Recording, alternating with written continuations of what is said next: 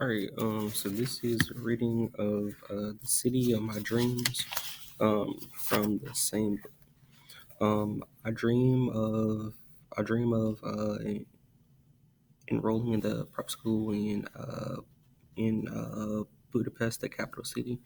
Uh, Budapest is a big, beautiful metropolis with wide streets and tall buildings and yellow streetcars whizzing around corners. All the streets of Budapest are paved. In our town, we have only one paved street, the main street, and it is not wide. We have neither tall buildings nor streetcars, only horse-drawn carts and two automobiles. One of them belongs to my friend's father. Ours is a small farming town at the edge of the Carpathian foothills. The lovely hills loom in a blue haze towards the west. To the south, the Danube, the cool, rapid river, pulsates with the promise of life. How I love to swim in its clear blue, surging ripples and lie in the shade of the little forest, hugging its banks. We children splash all summer in the Danube families, picnic in the grass. The local soccer team has its practice field nearby, and the swimming team trains for its annual meet. Even the army camp empties its sweaty contents. Once a day, hundreds of recruits into the cool, cleansing waters of the Danube. When the sun moves beyond the hills and the little forest cast a long shadow over the pasture, herds of cattle and sheep, they arrive at the Danube. The shepherds drive first, the sheep, then the horses and cows into the water, cursing ever louder, and drive us children out. The mosquitoes arrive too with the dusk, and it is time to go home. The walk through the open pasture is pleasant and cool, but the town is hot and dusty when we reach home. The sheep arrive before us, and it is they who turn up the dust. But soon the dust settles, and so does the night. A dark, velvety blanket of silence wraps the town snugly against the intrusion of the outside world. The stars, one by one, light up the dirt roads and the single paved street of the town. By 9 o'clock, all is quiet. Here and there, one hears the bark of a restless dog. Soon, the dog too will be asleep. Then the orchestra of insects begins its overture, its harmony disrupted by the discordant croaking of a frog, an inhabitant of a small swamp just beyond the last houses of our street. I love to lie and daydream for hours after dusk. Life is an exciting mystery, a sweet secret enchantment. In my daydreams, I am a celebrated poet, beautiful, elegant, and very talented. My poems open the world's heart to me, and I lull in the world's embrace. I yearn for my mother's embrace.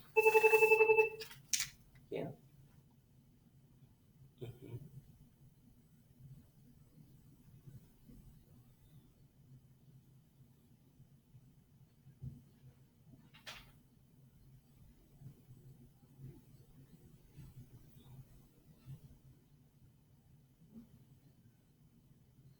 Yeah, that's fine.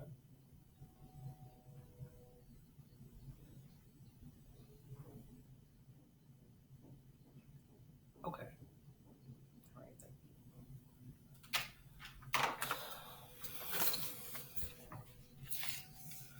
you.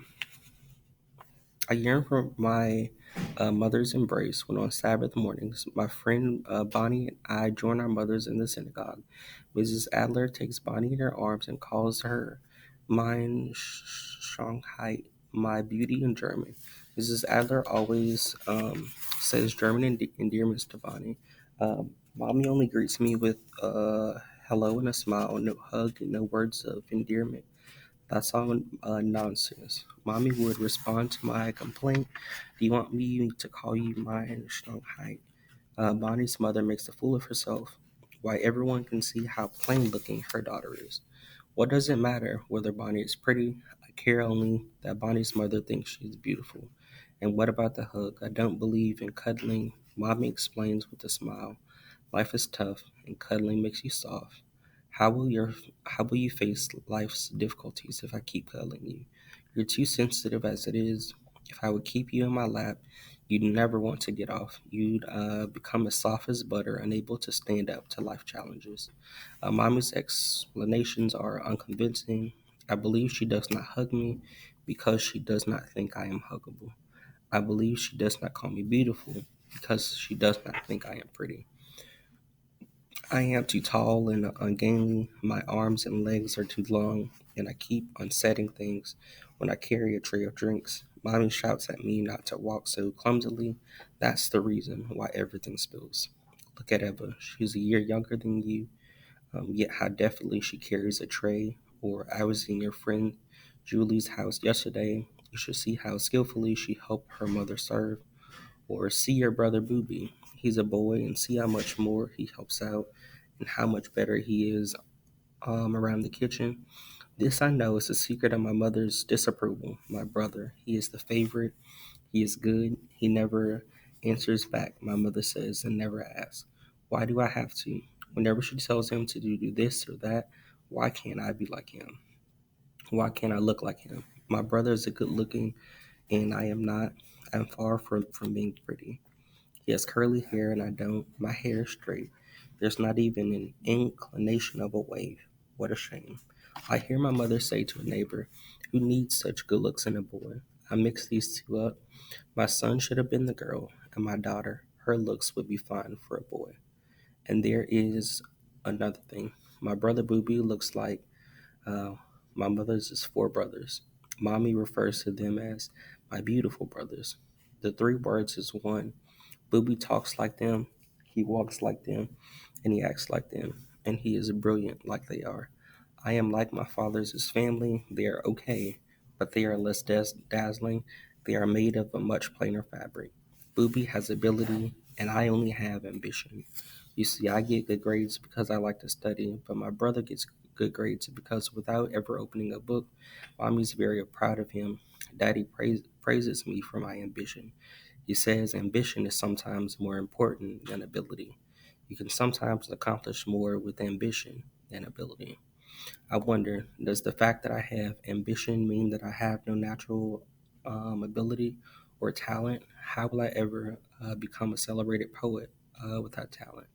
Can I get there by ambition alone? Look, Ellie, mommy explains.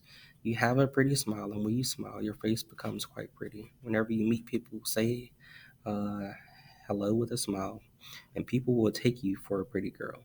I listen and smile whenever I can. The summer passes, and my brother Booby leaves for Budapest. He is a student at the Jewish Teachers Seminary there, and how I hope and pray that my dream of joining him next year will come true. Dark rainy days of autumn freeze into glistening white winter, the gloom of the Hungarian occupation, the slow drag of the war, and increasing food shortages thicken the winter chill. Hitler's shrill radio broadcast, especially one of his oft repeated promises, we will play football with Jewish heads, strike panic in my heart. Daddy reassures me. Don't worry, little Ellie. It's only a manner of speaking. Don't take it literally. God forbid. Sharp lines of pain etch his square, handsome face as he lets his hand rest on my shoulder. Don't even think about these things, Ellie. Just forget you ever heard them. But I cannot put the vision out of my mind. Bloody heads rolling on the local soccer field becomes a recurring nightmare. As the winter wears on, my father's erect posture begins to stoop somewhat.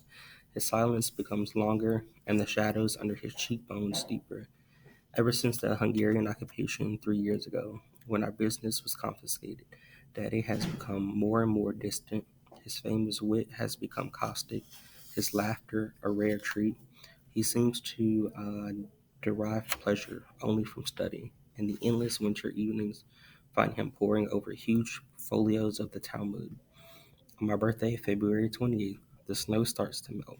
Spring is in the air. Daddy has cheered up a little, and it makes my heart sing with joy. I have turned 13, and it promises to be a wonderful spring. I got a new coat with shoulder pads that make me look less thin and more mature. I look at least 15 in that wonderful navy coat with high shoulders. Even Jansky Novak, the heartthrob, smiled at me. Oh, uh, uh, uh, hello. Many other wonderful things are happening this spring. I passed the examinations with high marks, and Daddy gave his consent. Without wasting a moment, I wrote for application forms to the Jewish Preparatory School in Budapest. I also wrote a long letter to Boogie. How wonderful it is to see my dreams come into sharper focus with every passing day. How marvelous it is to contemplate living in Budapest, meeting Booby after school, going places with him. My brother knows everything about Budapest.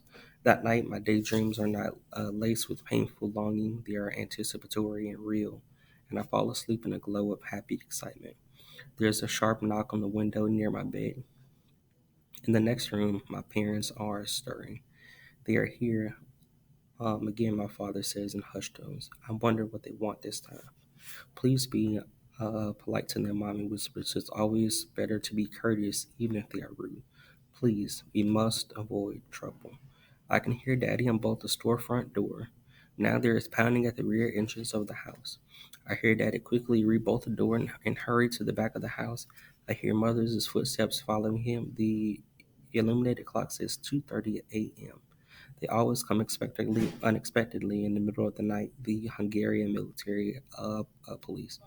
They always come pounding on windows and doors, five or six of them, high heel boots, guns perched on shoulders, tall cock feathers tucked in black helmets. They are the dread of the Jews in the occupied territories. They stage raids, razzias in the middle of the night, looking for concealed weapons. They would turn the house upside down, rudely poke furniture with bayonets, and order Daddy around as if he were a criminal. Um, you Jews harbor enemy aliens. You collaborate with the enemy. You want to sell out Hungary to the enemy. They would take whatever they liked, packets of coffee, tea, chocolate. They would open closets and drawers and slip a watch, a fountain pen, a bracelet, or a silk scarf into their cases. I was never allowed to get out of bed. Mommy would order me to stay all covered up and pretend to be asleep, but I would always peek and see them menacing my father in rude tones, see my father biting his lips.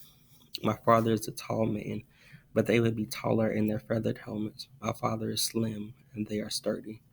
They would usually find some violation once they officially confiscated my mother's winter coat, saying it was made of English wool, enemy fabric. Another time, they took a box of tea, claiming it was Russian tea, enemy import. Once they carted away cartons of soap and cases of cotton thread, it was French soap, American cotton, a severe charge, consorting with the enemy in secret.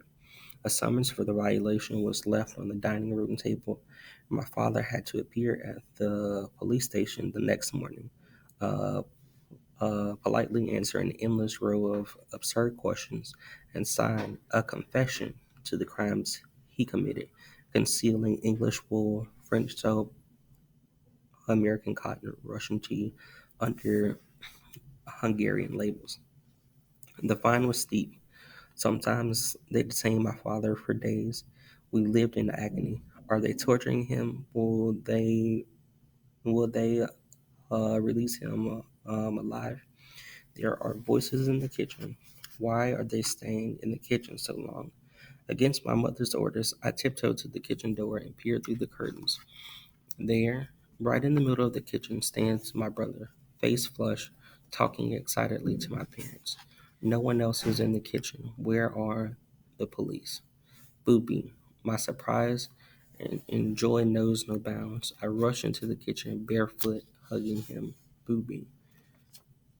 Let's keep still. My father's pale. Let's all sit down. Now, Booby, tell us slowly, quietly, what happened. The Germans invaded Budapest. On his way to school this morning, Booby saw German tanks roll down on Drosy, um, uh, UT. He saw a huge flag with a swastika on the Parliament building. He saw a long column of armored vehicles with Nazi flags move through Budapest's central thoroughfare. He immediately took a streetcar to the railway station, bought a ticket, and got on the next train heading for home. He had been traveling since the morning. He, my father put his hands on Bubi's shoulders. Son, there must have been some mistake. How could the Germans have invaded Budapest and the whole country know nothing about it? Not a word on the radio, not a word in the newspapers. How can it be? Mommy's voice is tense. We will see in the morning. The morning papers will surely headline the news. Then we'll know what to do. Let's go to bed quietly. In the morning, there is no news of the invasion. Boopy, I didn't tell anyone you came home last night. By now, I'm sure it was a false alarm. I'm absolutely sure. I don't blame you for being frightened. I don't blame you for coming home. These are frightening times, Father says softly. Booby's eyes catch a strange flame. He says nothing, but there's no reason for you to stay home and miss your classes. I think it's best for you to go right back. There's an express for Budapest at 1 p.m. But, Dad, I saw them everywhere. The tanks, the flags with swastikas, everyone in the crowds. I heard them shout, Hail Hitler. It must have been a demonstration, some kind of Nazi rally. If you leave on the 1 p.m. express, you can be on time for classes tomorrow uh, tomorrow morning. You should have you shall have missed only 1 day of classes. Booby averts his eyes, fathers to be obeyed. Mother concurs and packs a food parcel for my brother. I kiss my brother goodbye, and a savage stab of pain slashes my insides. We do not walk him to the station so as not to arouse suspicion. People would ask questions, and we have no answers. Baby leaves for Budapest on the 1 p.m. express. At 1:20, Mr. Cardos, the lawyer down the block, whose son also studies in Budapest, comes running to our house. He receives a telegram for his son. The Germans invaded Budapest. He wants to know if we heard anything from Booby. Father turns white. At this moment, my son is on his way back to Budapest. What? He was here, and you knew? You knew and didn't say anything. I did not believe him. No one had heard anything. There was nothing in the papers, on the radio. What shall we do now? I'm going to Budapest at once to bring home my son. For the first time in my life, I see my mother cry. She is a strong woman, always cheerful and full of hope, but today she walks about with eyes brimming with red. My father's face is ashen and his hands tremble as he lights one cigarette after um, another. I want to scream. The next morning, headlines roar. We are liberated. Hitler's glorious army is in Budapest. All day long, the radio blares Deutschland über alles, and the country is agog with news. 2 days late, 2 days late. News reaches us of Jews having been arrested in Budapest on the streets, on streetcars, at their workplaces, at railroad stations, and herded into freight trains. And the trains are chained shut. Where were they shipped? No one knows. Father stops pacing the floor. I cannot stand it any longer. There's a train at 8 p.m. I'm going to Budapest to bring Booby home. It's too late. They'll arrest you too. You won't be able to help him. Stay here with us. God will be with us and save him. Mother's voice has a strange tremor. I hug her and she begins to cry openly. Father's tall, erect frame crumbles like a dry biscuit. God, if only Booby were here. During the night, Booby arrives from Budapest. Mr. Cardos does not return. Neither does his son, Gyri. They are shipped off on freight trains. They become our first casualties of the Holocaust. Uh, uh, Together with all the boys and girls of our town who studied in Budapest. They were all taken away from the beautiful Hungarian capital, and trains chained shut to an unknown destination. Budapest, the city of my dreams, has become the anteroom of Auschwitz.